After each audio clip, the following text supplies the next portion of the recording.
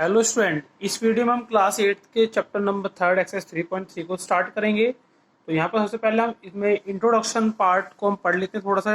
इसमें एक फिगर है पैरेललोग्राम, इसको हमें पढ़ना है इस एक्सरसाइज के लिए। और question number 1 and question number 2 को इसमें हम सोल्व करेंगे।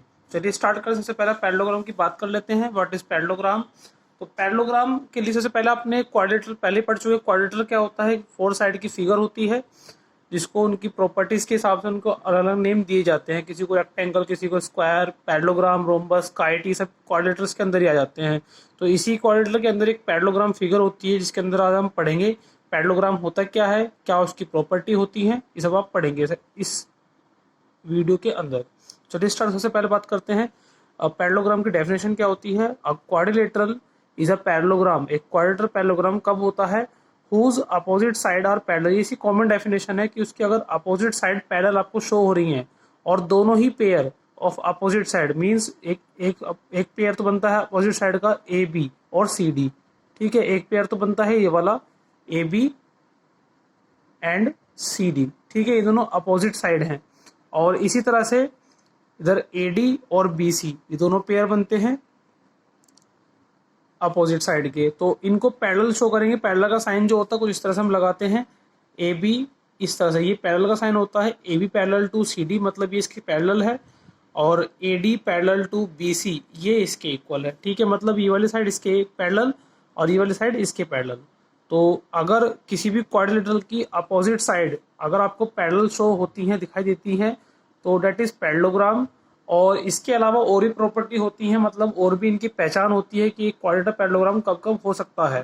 तो उसकी थोड़ा सा हम देख लेते हैं एक बार क्या क्या पॉइंट होते हैं। सबसे पहले बात करते हैं कि उसकी अपोजिट साइड पैरेलल भी होती हैं और इक्वल भी होती है। ये भी इसमें देखने वाली बात है कि पैरेलल तो होती ही हैं, वो आपस में इक्वल भी होती हैं। मतलब ये साइड इसके पैरेलल भी होगी और इसके इक्वल भी होगी। सेम इस तरह से ये साइड इसके पैरेलल भी होगी और इक्वल भी होगी। उसके बाद अपोजिट एंगल्स आर इक्वल। तो उसके जो अपोजिट एंगल है मतलब ए और सी ये दोनों एक दूसरे के अपोजिट एंगल हैं। ठीक है, और इधर डी और बी। ठीक है, यानी कि A and C and B and D ये एंगल का साइन इस तरह से लगा देते हैं इसमें। मतलब एंगल ए और एंगल सी और एंगल बी और एंगल डी अपोजिट पेयर हैं एंगल्स के, तो ये आपस में इक्वल होते हैं पैरेललोग्राम के केस में। देन उसके बाद angle adjacent angle supplementary. Adjacent angle का मीन्स होता है जो एक दूसरे जस्ट नेक्स्ट नंबर पर ही एंगल होता है। एक तो सामने होता है अपोजिट, एक इसी के जस्ट बराबर में, जैसे ए और बी एडजेसेंट हैं, इसी तरह से बी और सी एडजेसेंट हैं, सी और डी एडजेसेंट हो गए आपस में, और डी और एक ए एडजेसेंट हो गए। ठीक है, तो ये सप्लीमेंट्री होता है। सप्लीमेंट्री मीन्स होता है कि इन दोनों का सम 180 के इक्वल होता है। एंगल दो तरह के होते हैं, सप्लीमेंट्री और कॉम्प्लीमेंट्री। तो ठीक है, कॉम्प्लीमेंट्री जिनका सम 90 के इक्वल होता है, सप्लीमेंट्री जिनका सम 180 के इक्वल होता है। तो इन दोनों मतलब इस पैरेललोग्राम के जो एडजेसेंट एंगल है सप्लीमेंट्री होते हैं, मीन्स इनका जो सम होता है वो 180 के इक्वल होता है। मीन्स ए प्लस बी अगर हम लिखना चाहें तो 180 के इक्वल लिख सकते हैं। इसी तरह से बी प्लस सी को 180 के इक्वल लिख सकते हैं क्योंकि सप्लीमेंट्री एंगल है ये। उसके बाद डायगोनल बाइसेक्ट ईच अदर। अब इसके जो डायगोनल होते हैं, डायगोनल कौन सा होता है? डायगोनल यदि हम उसके अपोजिट वर्टेक्स को ज्वाइन कर दें इस तरह से, एक डायगोनल ये है और एक डायगोनल ये आता है। ठीक है, तो ये दोनों डायगोनल एक दूसरे को बाइसेक्ट करते हैं। बाइसेक्ट का मीन्स होता है इक्वल पार्ट में डिवाइड करते हैं। इक्वल पार्ट कैसे? जो ये इनका इंटरसेक्शन पॉइंट होता है, इसको अगर मैं ओ मान लूं तो मीन्स जब इन दोनों दूसरे को काटा तो ये जो ए सी है ये दो इक्वल पार्ट में डिवाइड हो जाता है। मीन्स ए ओ और ओ सी इक्वल हो जाते हैं, ए ओ सी के इक्वल हो जाएगा।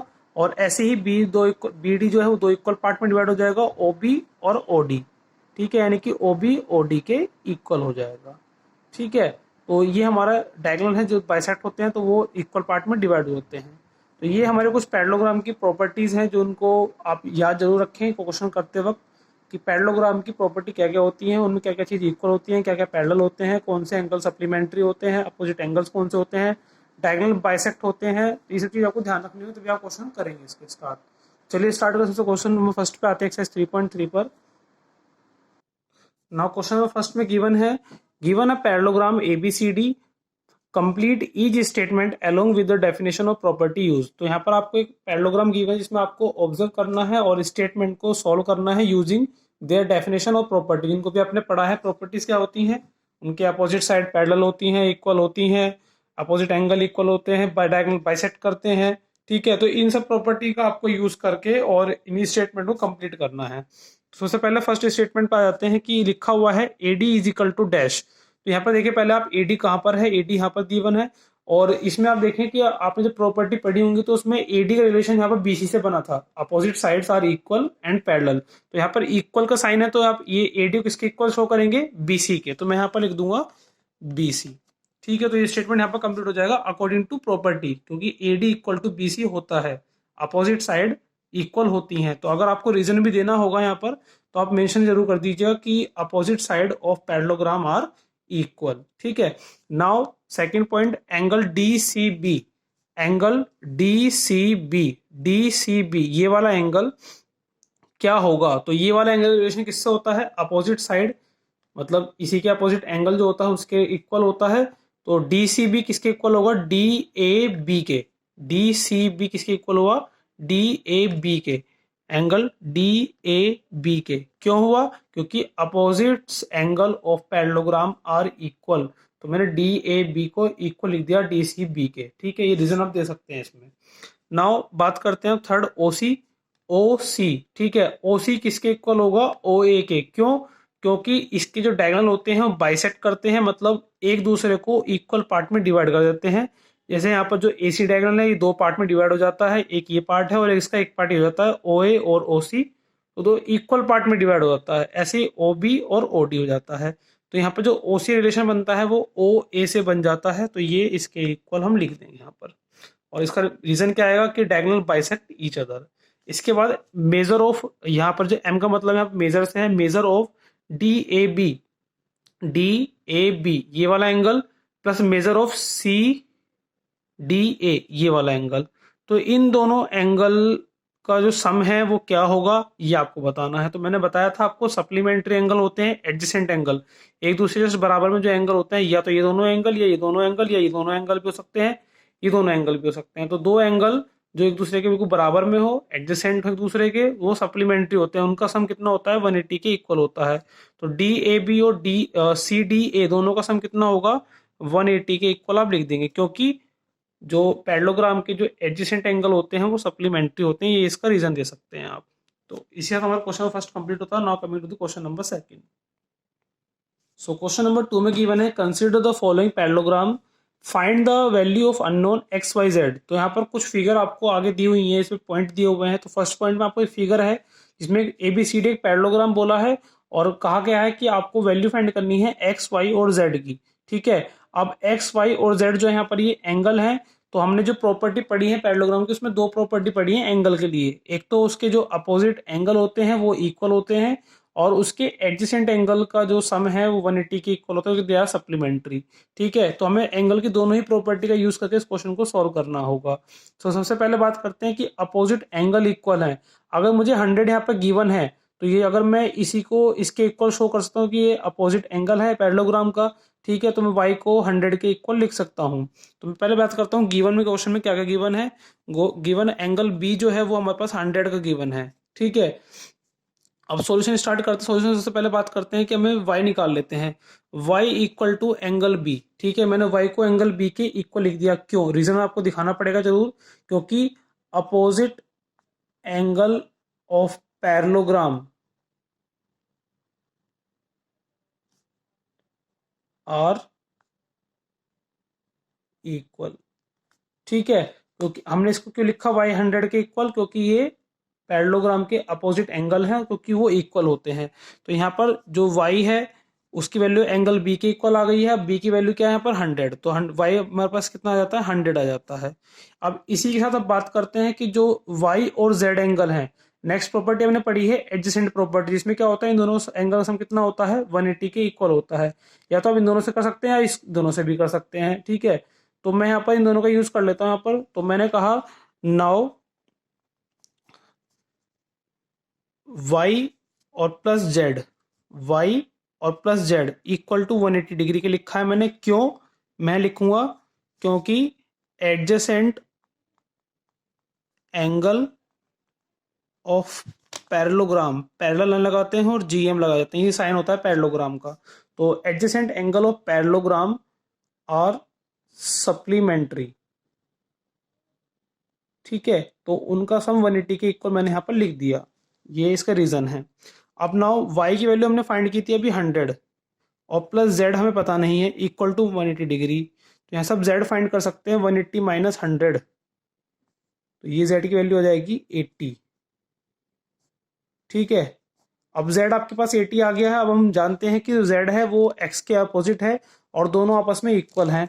तो मीन्स हम लिखेंगे यहाँ पर एंगल x और z दोनों 180 के इक्वल, दोनों आपस में सॉरी इक्वल हैं, क्योंकि ये अपोजिट एंगल है ऑफ पैरेललोग्राम आर इक्वल, ठीक है। तो हमने कहा कि जो x है वो z के इक्वल होगा। अब x की वैल्यू आपको फाइंड करनी है और z की वैल्यू दी हुई है 80, तो x भी हमारे पास क्या आ जाएगा, 80 आएगा, दोनों आपस में इक्वल हैं। तो इसी साथ हमारे x और y और z तीनों फाइंड हो जाएंगे फर्स्ट पार्ट में। Now coming to the second part. Now B part में गिवन है कि एक फिगर है जिसमें आपको पैरेललोग्राम दिया हुआ है ये भी, और यहाँ पर एक्स वाई जेड की आपको वैल्यू फाइंड करनी है। और यहाँ पर आपसे बोला गया है कि जो एंगल है ये 50 डिग्री का है, बाकी रेस्ट आपको फाइंड करने हैं। तो सबसे पहले बात कर लेते हैं 50 जो हमें गिवन है उसी से हम एंगल निकालेंगे। तो मैं यहाँ पर देखिए जो एक्स और वाई हैं दोनों एक दूसरे के अपोजिट हैं। अगर मुझे इनमें से किसी एक एंगल को पता कर लूँ मैं तो दूसरा अपने आप निकल के आ जाएगा, दोनों इक्वल हैं आपस में, ठीक है। तो मैं यहाँ से y को फाइंड कर लेता हूँ कि y और 50 जो है दोनों ही एडजेसेंट एंगल हैं। या तो y से रिलेशन बना के कर सकते हैं इस क्वेश्चन को, x से भी कर सकते हैं। तो x और 50 भी एडजेसेंट एंगल हैं और y और 50 भी एडजेसेंट एंगल हैं। तो मैं y को ले लेता हूँ यहाँ पर। तो मैंने कहा कि क्वेश्चन में y and 50, y equal to 50 के मैंने यहाँ पर लिख दिया। क्यों लिखा, y प्लस 50, y प्लस 50 मैंने यहाँ पर लिखा। क्यों लिखा, इक्वल टू 180 डिग्री के, क्योंकि दे आर सप्लीमेंट्री, ठीक है। इसलिए मैंने इन दोनों एंगल को 180 के इक्वल लिख दिया है। अब मुझे यहाँ से y की वैल्यू फाइंड करनी है, तो y is equal to 180 minus 50 हो जाएगा, तो ये आ जाएगी 130 वैल्यू हो जाएगी y की, ठीक है। अब मेरे पास y पता लग गया है। अब मैंने कहा कि y और जो x हैं वो दोनों आपस में इक्वल हैं, क्योंकि they are opposite angle of parallelogram are equal, ठीक है। अगर ये इक्वल है तो x और y आपस में इक्वल हो जाएंगे, और y की वैल्यू 130 है तो x की वैल्यू भी यहाँ पर आ जाएगी 130, ठीक है। अब मेरे पास x भी पता लग गया है, मुझे y भी पता है, अब मुझे z की वैल्यू फाइंड करनी है।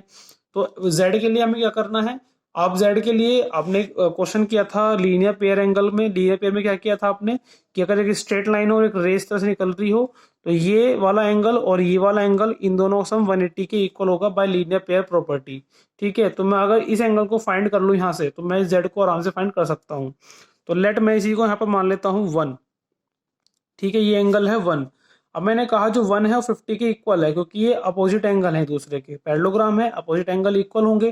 तो मैंने कहा कि जो एंगल 1 है वो 50 के इक्वल होगा, because opposite angle of parallelogram are equal, ठीक है। तो मैंने कहा कि 1 जो है 50 के इक्वल आ जाता है यहाँ पर।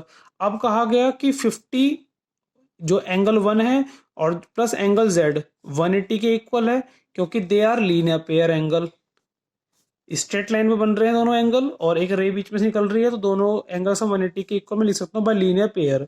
अब कहा गया कि 1 जो 50 के इक्वल है और 2 आपको फाइंड करना है, तो 2 z है ये, z is equal to 180 degree.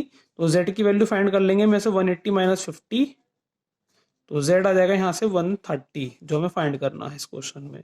तो z, y और x हमने यहाँ फाइंड कर लिए हैं। नाउ सेकंड थर्ड पार्ट पे आ जाते हैं इसके।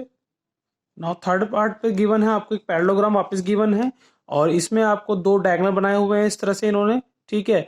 और डायगोनल के अंदर यहाँ पर जो ये इतना पोर्शन है ये y एंगल दिया हुआ है, यहाँ पर ये x है, यहाँ पर z गिवन है, और ये वाला एंगल 90 का बनाया हुआ है इन्होंने, और ये 30 का गिवन है। तो आपको 90 और 30 से ही कुछ इस तरह से फाइंड करना है इन एंगल्स को। तो चलिए स्टार्ट होने से पहले आप देख लेते हैं कि यहाँ पर कॉम्प्लीमेंट जो सप्लीमेंट्री एंगल हमने पढ़े थे, मतलब एडजेसेंट एंगल इक्वल ऐड कर कुछ होता है, तो यहाँ पर कोई भी कंप्लीट एंगल गिवन नहीं है, तो एडजेसेंट प्रॉपर्टी तो यहाँ पर लगेगी नहीं।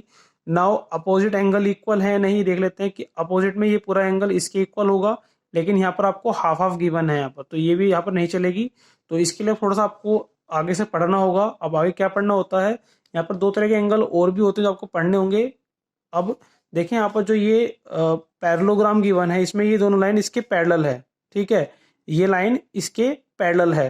तो एक कंडीशन बन जाती है कि यदि दो लाइन पैरेलल होती हैं, ठीक है, और उनको एक लाइन इस तरह से क्रॉस काटती चली जाए, ट्रांसवर्सल, क्रॉस भी ना काटे मतलब इस पॉइंट से इस पॉइंट पर आ जाए, इन दोनों लाइन को टच कर दे वो, तो यहाँ पर जो ये वाला एंगल बनता है ये, और जो ये वाला एंगल होता है, दोनों एक दूसरे के अल्टरनेट एंगल होते हैं, अल्टरनेट एंगल, ठीक है। और अल्टरनेट एंगल जो होते हैं वो आपस में इक्वल होते हैं।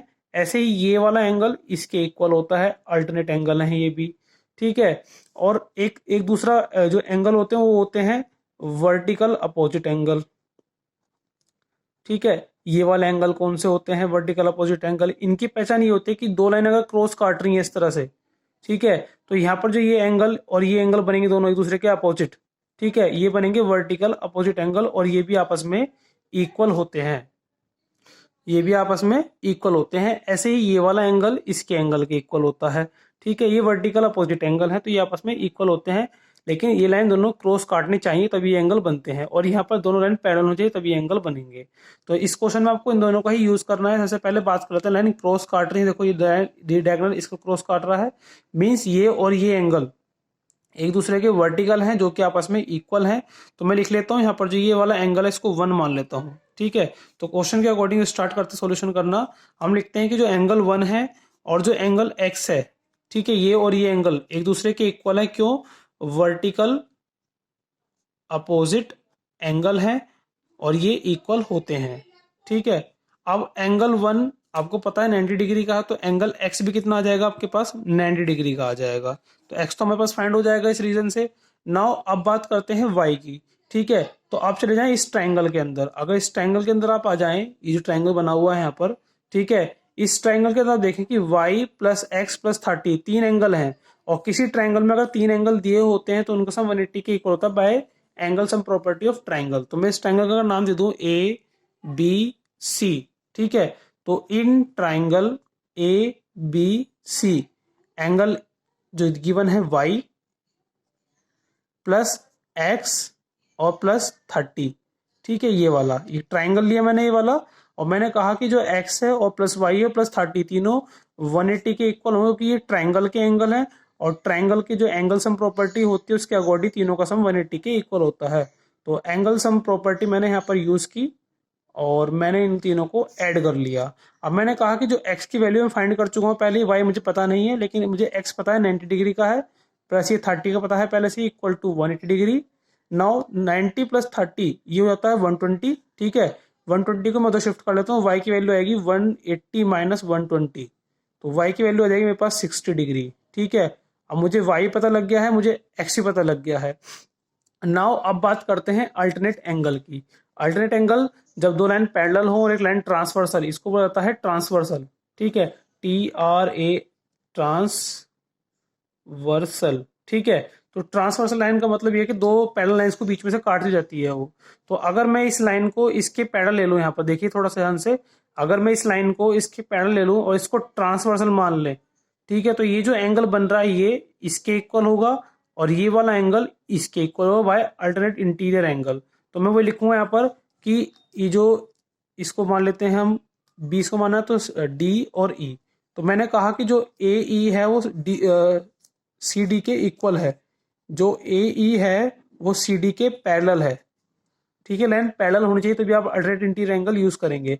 तो ए ई सी डी के पैरेलल है, तो मैंने कहा जो ये वाई है, ये जो एंगल वाई है ये जेड के इक्वल होगा बाय अल्टरनेट एंगल, और जो कि आपस में इक्वल होते हैं, ठीक है। अब मैंने अगर y फाइंड कर लिया तो मेरे पास z भी आ जाएगा आराम से। तो z is equal to Y की वैल्यू जो भी है 60 डिग्री, वो y का z का आंसर आ जाएगा। तो ये हमारा यहाँ पर थर्ड पॉइंट क्लियर होता है।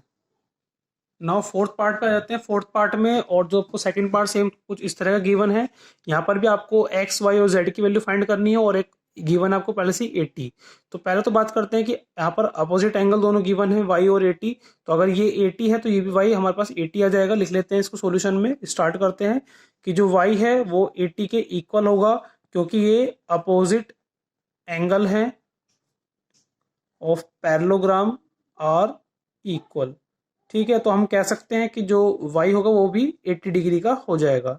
नाउ अब बात करते हैं x कैसे निकलेगा। तो इसके लिए हम इन दोनों को एडजेसेंट एंगल ले लेते हैं और इनका सम 180 के इक्वल लिखेंगे, क्योंकि ये सप्लीमेंट्री एंगल बन जाएंगे। तो लिखूंगा मैं x plus 80 equal to 180 degree, क्योंकि ये दे आर सप्लीमेंट्री एंगल। तो इनका सम जो होगा 180 के इक्वल होगा पैरेललोग्राम के अंदर। ठीक है, अब x यहाँ पर आपको पता नहीं है, लेकिन जो 80 है इसको तो इधर शिफ्ट कर लेंगे, तो x is equal to 180 minus 80 आ जाएगा। तो x की वैल्यू यहाँ से आ जाएगी 100। ठीक है, नाउ आपको x ही पता है, आपको y पता लग चुका है, अब सिर्फ z फाइंड करना है। तो z is the exterior angle, बाहर की तरफ है, तो उसके लिए पहले आप e वाला एंगल फाइंड कर लें। फिर आप कहेंगे कि लाइन स्ट्रेट लाइन है, तो ये दोनों लीनियर पेयर एंगल बन जाएंगे, तो इनका सम 180 के इक्वल लिखकर हम z की वैल्यू फाइंड कर सकते हैं। तो इसके लिए पहले आप इस एंगल को फाइंड करेंगे, इस एंगल को मान लेते हैं 1। अब कहेंगे जो x है और जो 1 है वो दोनों दूसरे के अपोजिट एंगल है, मतलब इक्वल होंगे। तो एंगल 1 x के इक्वल होगा, क्योंकि ये अपोजिट एंगल है ऑफ पैरेललोग्राम आर इक्वल। ठीक है, तो ये इक्वल होंगे, तो x की वैल्यू यहाँ पर आ जाएगी, जो 1 की वैल्यू है, जो मतलब एंगल 1 है, वो x की वैल्यू जो भी होगी 100, वो इसके इक्वल आ जाएगा। ठीक है, 100 आ गया। अब नाउ 1 और z फाइंड कर लेते हैं। z कैसे फाइंड होगा, angle 1 plus Z equal to 180 degree by linear pair angle. ठीक है, लीनियर पेयर एंगल है, तो इनका सम 180 के इक्वल होगा, कि ये स्ट्रेट लाइन पर है। तो 1 हमें पास पता है 100 है, plus Z equal to 180 degree. तो जेड की वैल्यू यहाँ से आ जाएगी 180 माइनस 100 इज इक्वल टू 80। ठीक है, एक्स भी पता लग गया हमें, वाई पता लग गया, और हमें जेड भी पता लग चुका है। तो इसको आप एक तरह से और भी कर सकते थे, जो हमारे z की वैल्यू, जो हमें एक्सटीरियर एंगल दिया हुआ है। अभी हमने एक क्वेश्चन किया था जिसमें थर्ड पॉइंट में अल्टरनेट एंगल बताए थे, कि ये लाइन, अगर देखिए इस लाइन को मैं इसके पैरेलल शो कर दूं, ठीक है, अगर मैं ये लाइन इसके पैरेलल, मतलब ये ऑलरेडी है, क्योंकि पैरेललोग्राम में लाइन तो पैरेलल होगी ही, और इसको मान लें आप ट्रांसवर्सल, तो ये जो ये वाला एंगल है इस जेड के इक्वल होगा, क्योंकि ये अल्टरनेट इंटीरियर एंगल बन जाएंगे। ठीक है, तो y की जो भी वैल्यू होगी जेड की वैल्यू ऑटोमेटिक बन जाएगी, जो कि निकल के भी आई है हमारे पास आंसर में। ठीक है, तो आप ऐसे भी कर सकते हैं, उसको आप उस रीजन से भी दे सकते हैं। नाउ फिफ्थ पार्ट पे आते हैं। ABCD पैरेललोग्राम गिवन, जिसमें आपको x, z और y फाइंड करने हैं, और 40 और 112 पहले से ही आपको गिवन दिया हुआ है। ठीक है, तो इसको करने के लिए क्या करना है आपको, सबसे पहले आप देखें कि यहाँ पर एडजेसेंट एंगल या अपोजिट एंगल तो नहीं बन रहे हैं। तो देखें आप, सबसे पहले देखें आप, ये जो y है और ये 112 है, दोनों एक दूसरे के अपोजिट एंगल है, मीन्स ये आपस में इक्वल होंगे। तो सोल्यूशन सबसे पहले लिखूंगा मैं, सोल्यूशन करते वक्त, कि जो y है वो 112 के इक्वल होगा, क्योंकि opposite angle of parallelogram are equal।